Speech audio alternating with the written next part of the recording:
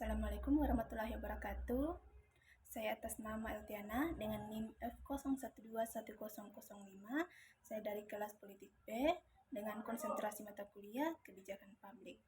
Jadi di dalam video ini saya akan menjelaskan tentang apa saja pentingnya untuk mempelajari mata kuliah manajemen kebijakan publik sebagai mahasiswa ilmu politik, dan juga di sini saya akan menjelaskan tentang contoh pelayanan publik yang pernah saya lakukan selama saya magang di Bawaslu. Jadi untuk yang pertama di sini saya akan menjelaskan pentingnya mempelajari mata kuliah manajemen kebijakan publik sebagai mahasiswa ilmu politik. Langsung saja, yaitu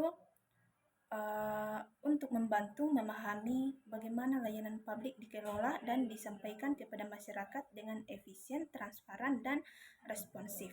Ini juga membantu meningkatkan kualitas layanan dan memperkuat hubungan antara pemerintah dan masyarakat. Manajemen pelayanan publik itu sendiri merupakan pendekatan atau proses pengelolaan dan penyediaan layanan oleh instansi pemerintah kepada masyarakat.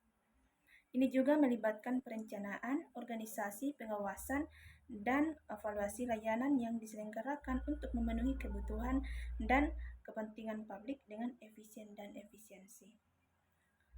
Tujuan dari manajemen pelayanan publik itu sendiri yaitu untuk meningkatkan kualitas layanan yang diberikan kepada masyarakat, meningkatkan efisiensi dan efektivitas penggunaan sumber daya publik, memperkuat akuntabilitas dan transparansi dalam penyelenggaraan layanan, serta membangun kepercayaan dan kepuasan masyarakat terhadap pemerintah. Kemudian di sini juga saya akan menjelaskan tentang contoh pelayanan publik yang pernah saya lakukan selama saya magang di Bawaslu, karena kebetulan saya magangnya di Bawaslu. Dan selama saya magang di Bawaslu, pelayanan publik yang pernah saya lakukan yaitu yang pertama yaitu melakukan pengawasan dalam tahapan pemilu. Yang pertama yaitu melakukan pengawasan kampanye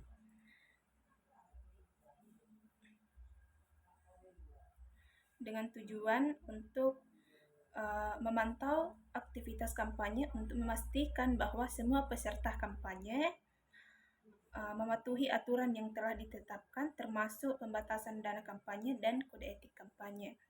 Kemudian melakukan pengawasan pemungutan suara. Jadi walaupun kami tidak terdaftar sebagai PTPS secara formal, tetapi kami dimandatkan oleh pihak Bawaslu sebagai mahasiswa yang magang di kantor Bawaslu untuk tetap melakukan pengawasan selama pemungutan suara berlangsung. Jadi dengan memantau proses pemungutan suara untuk memastikan bahwa pemilih dapat memberikan suara mereka secara bebas tanpa tekanan atau intimidasi, serta memastikan bahwa proses perhitungan suara berjalan dengan benar dan transparan. Juga kami melakukan pemantauan penghitungan suara dengan memantau proses perhitungan suara untuk memastikan bahwa hasilnya akurat dan mencerminkan kehendak pemilih. Kemudian selain dalam melakukan pemantauan, kami juga melakukan kerjasama dengan pihak terkait untuk meningkatkan integritas dan kredibilitas proses pemilu. Ini merupakan kerjasama yang dilakukan oleh pihak terkait untuk meningkatkan integritas dan kredibilitas proses pemilu, yang merupakan upaya kolaborasi antara Badan Pengawas Pemilu Pemilihan Umum atau Bawaslu dengan berbagai pihak yang termasuk media massa. Jadi yang kami lakukan ini yaitu kerjasama dengan media massa untuk meningkatkan transparansi dan akuntabilitas proses pemilu melalui liputan yang luas dan terpercaya tentang tahapan pemilu, isu-isu terkait, dan hasilnya. Jadi karena dengan melibatkan berbagai pihak terkait, Bawaslu dapat memperkuat pengawasan dan pengelolaan pemilu serta memastikan bahwa prosesnya berjalan dengan adil, transparan, dan sesuai dengan prinsip demokrasi. Jadi inilah sedikit penjelasan dari saya. Mohon maaf jika ada kesalahan kata, baik disengaja maupun tidak disengaja.